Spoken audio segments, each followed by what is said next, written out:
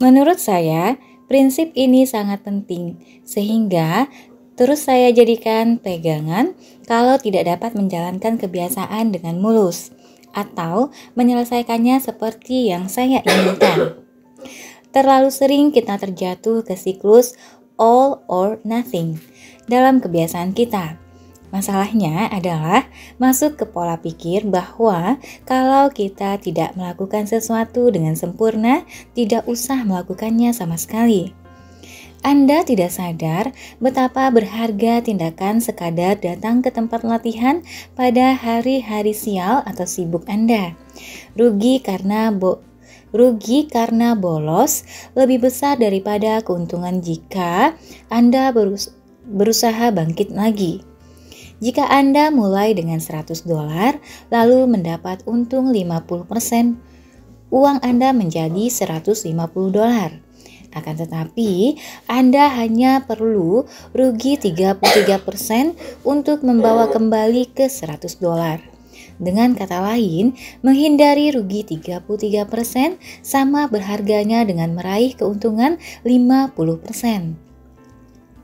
Seperti dikatakan oleh Charlie Munger, aturan pertama dalam penggabungan compounding, jangan pernah menginterupsi kalau tidak terpaksa. Itulah sebabnya berlatih meskipun buruk tetap paling penting, tetap berlatih meskipun tidak maksimal berfungsi mempertahankan manfaat yang telah terkumpul dari hari-hari latihan terdahulu. Cukup melakukan sesuatu 10 kali squat, 5 kali sprint, atau yang lain akan sangat berharga. Jangan sampai tidak berusaha sama sekali. Jangan sia-siakan hasil yang sudah terkumpul selama ini. Selanjutnya, masalahnya tidak selalu terkait dengan yang terjadi selama olahraga. Yang penting, Anda menjadi tipe orang yang tidak pernah bolos latihan. Berlatih ketika Anda merasa lebih baik memang mudah, tapi yang paling penting adalah tetap datang ketika Anda sedang tidak bersemangat melakukannya. Bahkan, jika yang Anda lakukan lebih sedikit yang diharapkan. Berolahraga selama 5 menit mungkin tidak membuat performa Anda lebih baik, tapi identitas Anda ditegaskan kembali. Siklus all or nothing pada perubahan perilaku hanya salah satu jebakan yang dapat merusak kebiasaan Anda. Bahaya lain yang mungkin, terutama jika Anda menggunakan pemantau kebiasaan, adalah mengukur sesuatu yang keliru. Tahu kapan harus dan kapan tidak boleh memantau kebiasaan. Misalkan Anda mengoperasikan restoran dan ingin tahu apakah chef Anda bekerja dengan baik. Salah satu cara untuk mengukur kesuksesan adalah memantau berapa banyak pelanggan yang datang untuk makan di situ tiap hari. Jika banyak pelanggan yang datang, berarti makanannya enak. Kalau hanya sedikit yang datang, pasti ada yang salah. Kendati demikian, satu pengukuran ini, pendapatan harian, hanya memberikan gambaran terbatas tentang apa yang sesungguhnya sedang terjadi. Hanya karena seseorang datang dan membayar apa yang dimakannya, tidak berarti ia menikmati hidangan di situ.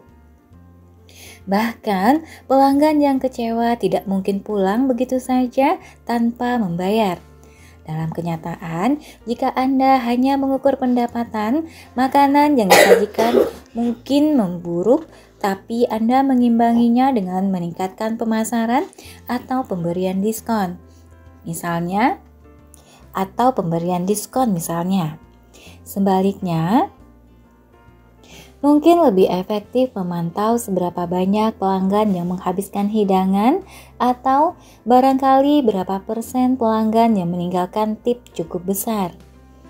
Sisi gelap dari pemantauan perilaku tertentu adalah kita digerakkan oleh angka, bukan tujuan di balik angka itu.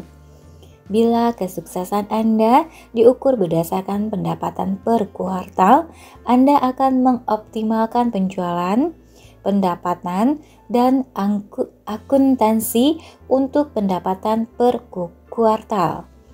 Bila kesuksesan Anda diukur dengan angka yang lebih rendah pada skala, Anda akan mengoptimalkan angka yang lebih rendah pada skala.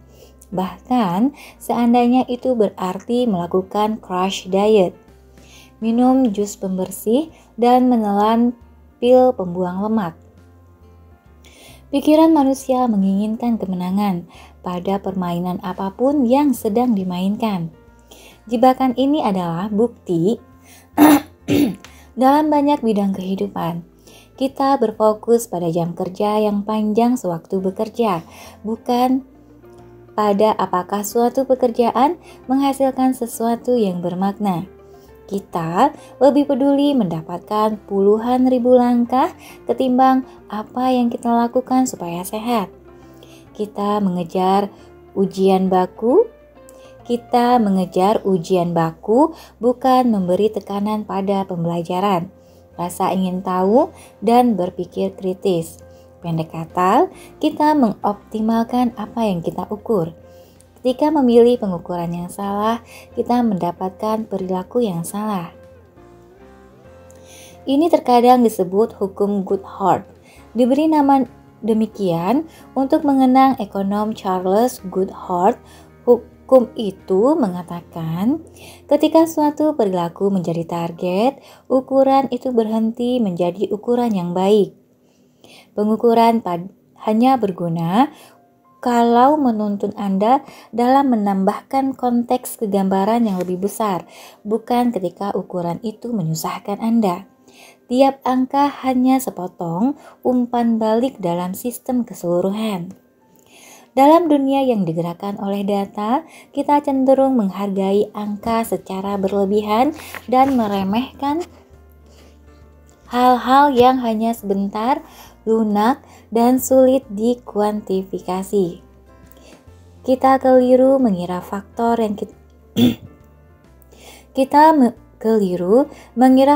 yang dapat kita ukur merupakan faktor satu-satunya yang ada.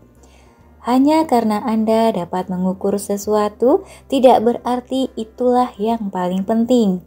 Dan hanya karena Anda tidak dapat mengukur sesuatu tidak berarti itu sama sekali tidak penting. Semua ini bertujuan mengatakan pentingnya menjaga pemantauan kebiasaan di tempatnya yang sesuai. Mencatat kebiasaan dan memantau kemajuan bisa terasa memuaskan, tapi pengukuran bukan satu-satunya yang penting. Lebih lanjut, ada banyak cara untuk mengukur kemajuan, dan kadang ada baiknya memindahkan fokus pada sesuatu yang sama sekali berbeda.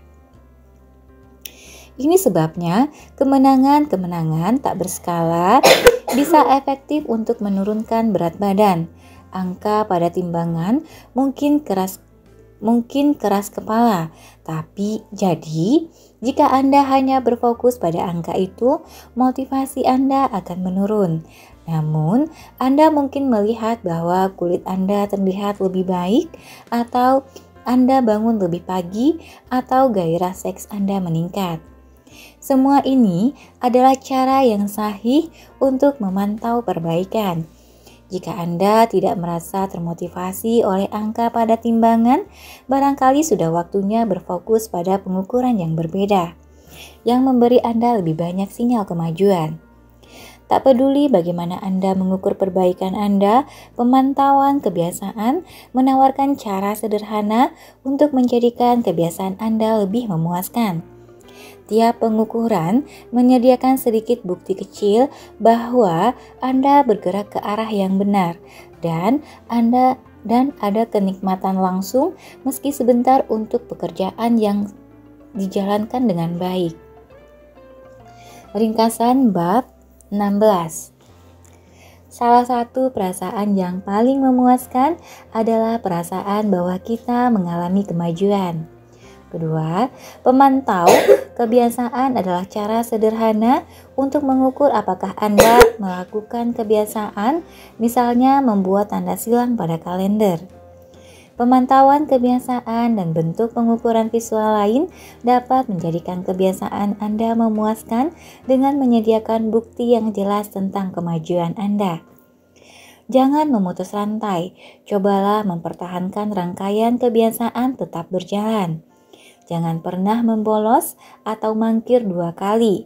Kalau Anda mangkir pada suatu hari, cobalah kembali ke jalan yang benar secepat mungkin. Hanya karena Anda dapat mengukur sesuatu, tidak berarti ukuran adalah yang paling penting.